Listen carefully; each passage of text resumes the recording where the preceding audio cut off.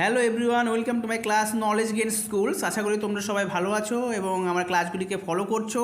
আগের দিন আমি তোমাদের সাথে প্রিপোজিশন এবং তার ক্লাসিফিকেশন নিয়ে আলোচনা করেছি। আজকে অ্যাপ্রোপ্রিয়েট প্রিপোজিশন অথবা ফিক্সড প্রিপোজিশন নিয়ে আলোচনা করব।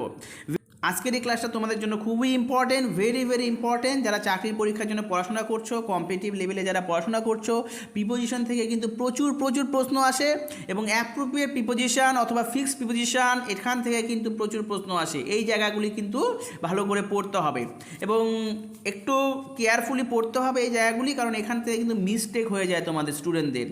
আজকে আমি তোমাদের সাথে কয়েকটা ওয়ার্ড এবং তাদের সাথে অ্যাপ্রোপ্রিয়েট প্রিপোজিশন নিয়ে আলোচনা করেছি।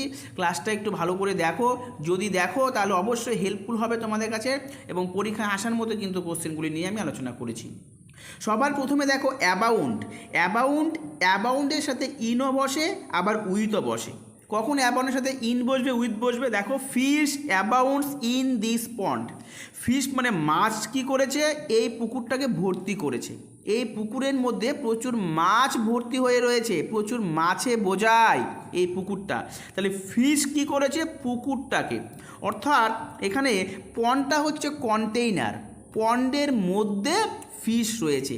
এই সেন্সে কিন্তু অ্যাবাউন্ডের সাথে ইন এখানে বসছে। অ্যাবাউন্ড মানে কি? অ্যাবাউন্ড মানে হচ্ছে প্রচুর পরিমাণে থাকা। অ্যাবাউন্ড শব্দটার মিনিং হচ্ছে প্রচুর পরিমাণে থাকা। কি রয়েছে? ফিশ রয়েছে। কোথায় রয়েছে? ইন দিস পন্ড, এই পুকুরে রয়েছে। সুতরাং কোনো কিছুর মধ্যে কিছু থাকলে আমরা ইন ব্যবহার করব অ্যাবাউন্ডসের সাথে। আবার উল্টো করে দেখো, কোনো কিছু দিয়ে যদি কোনো কিছু পূর্ণ হয়, এখানে দেখো রিভার অ্যাবাউন্ডস উইথ ফিশ। এই রিভারটা পূর্ণ হয়ে রয়েছে, রিভারটা পরিপূর্ণ হয়ে রয়েছে কি দিয়ে? উইথ ফিশ, মাছ দিয়ে। মাছে বোঝা একটা রিভার, তাহলে এখানে রিভারটা মাছ দিয়ে পূর্ণ হয়েছে। তাহলে আশা করি বুঝতে পেরেছো অ্যাবাউন্ডের সাথে কখন ইন বসবে, কখন উইথ বসবে। নেক্সট দেখো, অ্যাকম্প্যানিডের সাথেও কিন্তু বাই বসে অথবা উইথ বসে। অ্যাকম্প্যানিড মানে হচ্ছে সঙ্গ দেওয়া বা সঙ্গী হওয়া। যখন তুমি কোনো মানুষের সাথে থাকবে, যখন মানুষ তোমাকে সঙ্গ দেবে, তখন সেখানে বাই। যখন তুমি কোনো অবজেক্ট, কোনো বস্তু বা অন্য কোনো রোগ ব্যাধির সাথে তোমার সঙ্গ দেবে, তখন সেখানে উইথ ব্যবহার করব। মনে থাকবে? এক্সাম্পলটা দেখো, he was accompanied by his father. সে তার বাবার সাথে গেছে। তার সাথে কে গেছে? বাবা গেছে। বাই হিজ ফাদার, মানুষ। ফাদার হচ্ছে একজন মানুষ, একজন ম্যান। তাহলে যখন ম্যান কারোর সঙ্গ দেবে তখন সেখানে বাই হবে। নেক্সট দেখো, he has fever accompanied with headache. তার জ্বর হয়েছে, জ্বরের সাথে মাথা যন্ত্রণাও রয়েছে, একটা রোগ, জ্বরের সাথে মাথা যন্ত্রণা। এরকম জ্বরের সাথে মাথা যন্ত্রণাটাও রয়েছে, জ্বরের সঙ্গীকে এখানে মাথা যন্ত্রণা।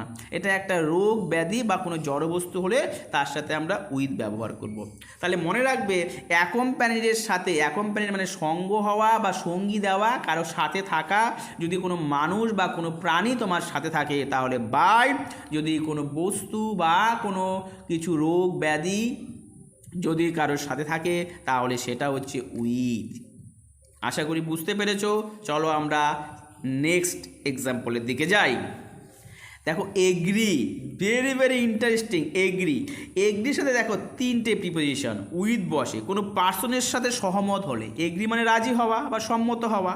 কোনো ব্যক্তির সাথে যদি তুমি সহমত হও তখন সেখানে এগ্রি উইথ বসবে। ব্যক্তির সাথে কোনো পয়েন্টে, কোনো একটা পয়েন্টে বা কোনো একটা লজিকে যদি সহমত হও সেখানে অন বসবে। কোনো একটা প্রপোজাল, কোনো একটা প্রস্তাবের সাথে যদি সহমত হও তখন সেখানে টু বসাবে।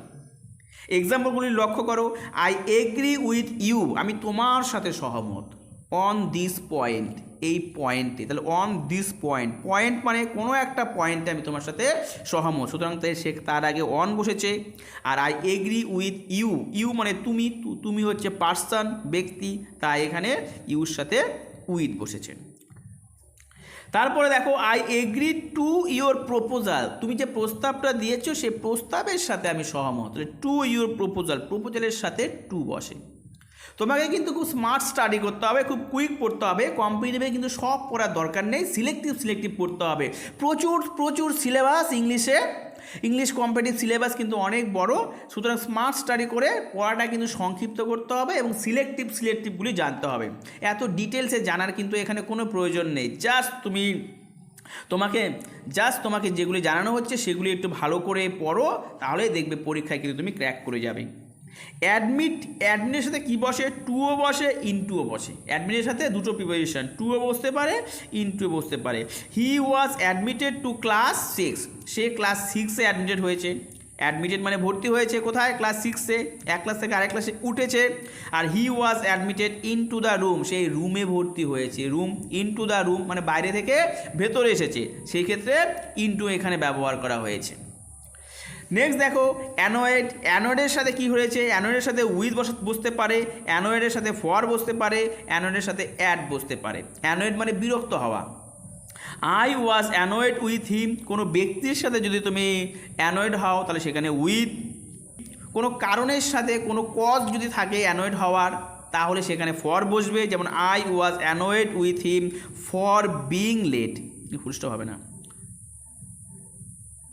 I was annoyed with him for being late, late হওয়ার জন্য আমি তার সাথে অ্যানয়েড হয়েছি। তাহলে অ্যানয়েড হয়েছি কেন? For being late. এই ফর বিং লেট এটা হচ্ছে কজ, এটা কারণ, এই কারণের জন্য আমি হয়েছি, তাই এখানে ফর বসেছে। আর অ্যানয়েড উইথ হিম, কার সাথে অ্যানয়েড হয়েছি? হিম, পার্সনের সাথে, তাই উইথ বসেছে। আবার হি ওয়াজ অ্যানয়েড অ্যাট মাই কন্ডাক্ট, আমার বিহেভিয়ারের প্রতি সে অ্যানয়েড হয়েছে। আমি যে ব্যবহারটা করেছি অভদ্র ব্যবহার, তাতে সে অ্যানয়েড হয়েছে। তাহলে কোনো বিহেভিয়ারের প্রতি অ্যানয়েড হওয়া, বিরক্ত হলে সেখানে কিন্তু আমরা অ্যাট ব্যবহার করব। This is very important, you have to know, এগুলি জানতে হবে, এগুলি জানতেই হবে তোমাকে। নেক্সট দেখো ashamed.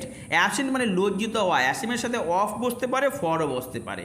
He is not ashamed of his conduct, সে তার বিহেভিয়ার নিয়ে কিন্তু অ্যাশেম নয়, লজ্জিত নয়। হি ইজ নট অ্যাশেমডের সাথে অফ বসেছে, কারণ তার বিহেভিয়ারের আগে অফ বসেছে এখানে। He is not ashamed of his conduct, তার বিহেভিয়ার নিয়ে সে লজ্জিত নয়। I feel ashamed for him, তার জন্য আমার লজ্জা হয়। কারোর জন্য যদি কিছু লজ্জা হয় তাহলে সেখানে অ্যাশেমড ফর বসে, আবার অ্যাশেমের সাথে অফও বসে। আমি একই ওয়ার্ড সেইগুলির সাথে কত ভিন্ন রকমের প্রিপোজিশন বসতে পারে।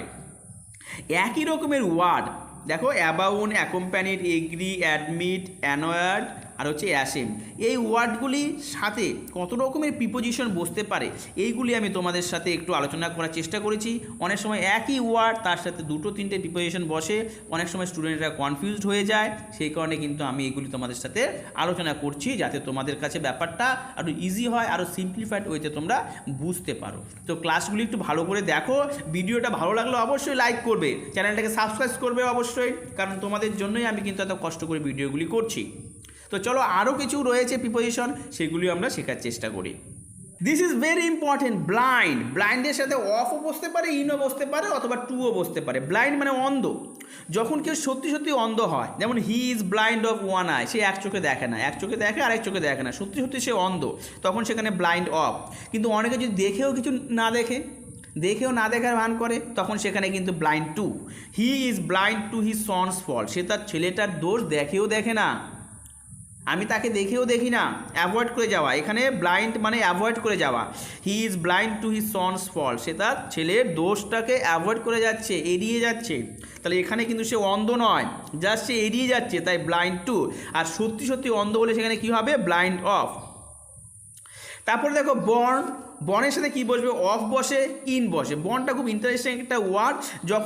যখন তোমার ফ্যামিলি বোঝাবে বা কোনো প্যারেন্টস বোঝাবে, তখন কিন্তু বর্নের সাথে অফ হয়। আর যদি কোনো জায়গা বোঝায় বা কোনো প্লেস বোঝায় বা কোনো সাল বোঝায় যেখানে তুমি জন্মগ্রহণ করেছো, তখন কিন্তু সেখানে ইন হয়। এক্সাম্পলটা দেখো, he was born of poor parents, সে একটা দরিদ্র ফ্যামিলিতে জন্মগ্রহণ করেছে। He was born of poor parents অথবা পুয়ার ফ্যামিলি, তাহলে ফ্যামিলি বা প্যারেন্টসের ক্ষেত্রে অফ বসে। আর he was born in poverty, দারিদ্রতায়, কলকাতা, ইন কলকাতা হতে পারে, ইন 1992 হতে পারে। তাহলে প্লেস বোঝালে, সাল বোঝালে, কোনো কিছু অবস্থায়, পোভার্টি মানে দারিদ্রতায়, সেখানেও কিন্তু আমরা ইন ব্যবহার করব। This is interesting. শুধু এটুকু মনে রাখবে, বর্ণের ক্ষেত্রে ম্যাক্সিমাম ক্ষেত্রে শুধু ইনই হয়, জাস্ট যদি ফ্যামিলি বোঝায় বা প্যারেন্টস বোঝায় তাহলে সেখানে কিন্তু অফ হয়। এটা থেকে কিন্তু পরীক্ষায় দিয়ে দেয়। তারপরে দেখো ডেফের সাথে অফও বসতে পারে, টুও বসতে পারে। যেমন করে ব্লাইন্ডের সাথে অফ টু বসতে পারে, ঠিক তেমনি করে কি হয়, ডেফের সাথে অফও বসতে পারে, টুও বসতে পারে। কখন বসবে ডেফের সাথে অফ? যদি সে সত্যি সত্যি না শুনতে পায়। ডেফ মানে কি? যে কানে শোনে না, যে কানে শোনে না। হি ইজ ডেফ অফ 1 ইয়ার, সে এক কানে শোনে না, সে সত্যি সত্যি এক কানে শোনে না, তাই ডেফ অফ। কিন্তু সে যদি শুনেও না শোনার ভান করে, সে যদি শুনেও না শোনার ভান করে তখন কি হবে? He is deaf to my request, আমার রিকোয়েস্টটা সে শুনেও শুনছে না। He is deaf to my request, সে আমার রিকোয়েস্টটা শুনছে না, আমি রিকোয়েস্টটা বলছি বারবার, সে শুনছে না, শুনেও শুনছে না, তার মানে এখানে সে অ্যাভয়েড করে যাচ্ছে, ডেফ টু। এটার সাথে কিন্তু ব্লাইন্ডের এই নিয়মটার সাথে কিন্তু একটা বিল আছে। দেখো, ব্লাইন্ড মানে কি সত্যি সত্যি অন্ধ হলে সেখানে অফ বসবে, আর সত্যি সত্যি অন্ধ না হলে, যদি সে অন্ধ হওয়ার ভান করে বা যদি সে দেখেও না দেখে তাহলে সেখানে ব্লাইন্ড টু হবে। ঠিক একই রকম করে ডেফ, ডেফ মানে কালা বা কানে শোনে না, যদি সে সত্যি সত্যি কানে না শোনে তাহলে অফ বসবে, আর যদি কানে শুনেও না শোনার ভান করে তাহলে সেখানে টু বসবে। ভেরি ইন্টারেস্টিং না? সত্যি ইন্টারেস্টিং। চলো আরও কিছু রয়েছে সেগুলি শিখি। Deal, deal in, deal in মানে ব্যবসা করা, কোনো কিছুর ব্যবসা করা হলে ডিল ইন।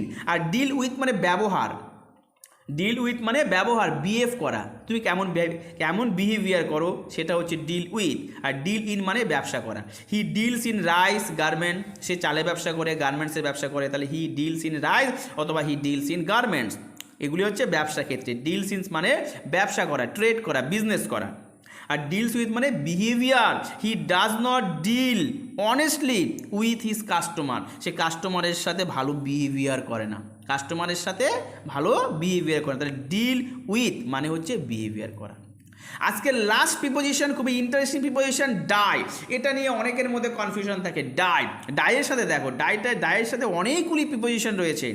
ডাইয়ের সাথে অফ রয়েছে, বাই রয়েছে, ফ্রম রয়েছে, ফর রয়েছে, ইন রয়েছে।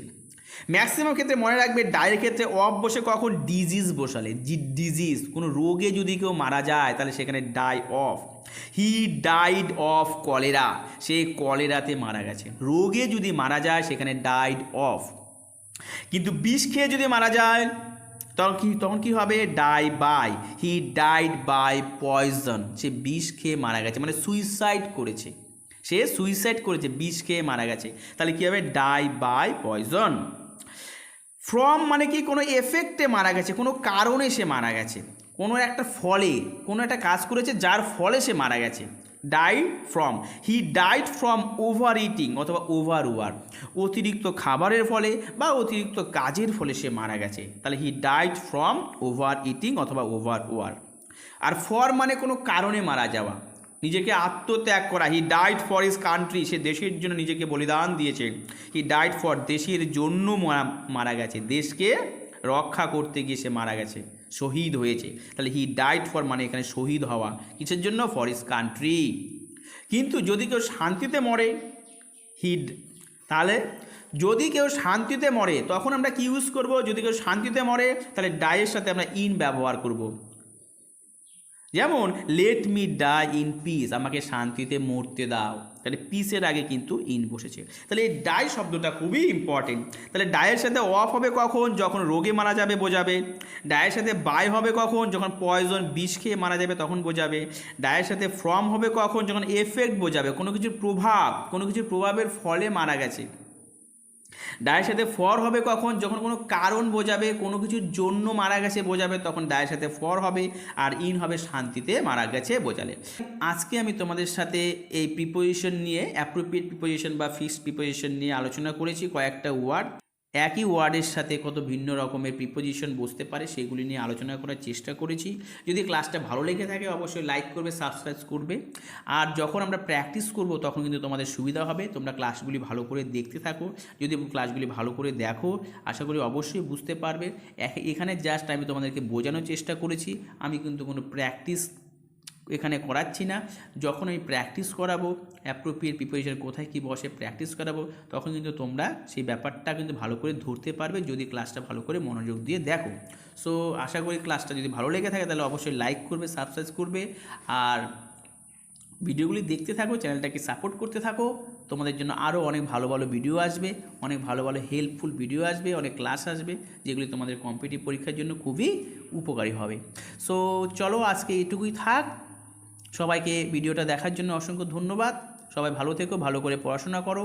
আশা করি তোমাদের জীবনের সাকসেস খুব তাড়াতাড়ি আসবে। আশা করি তোমরা জীবনে সবাই সফল হবে। So till then good bye, ভালো থেকো সবাই।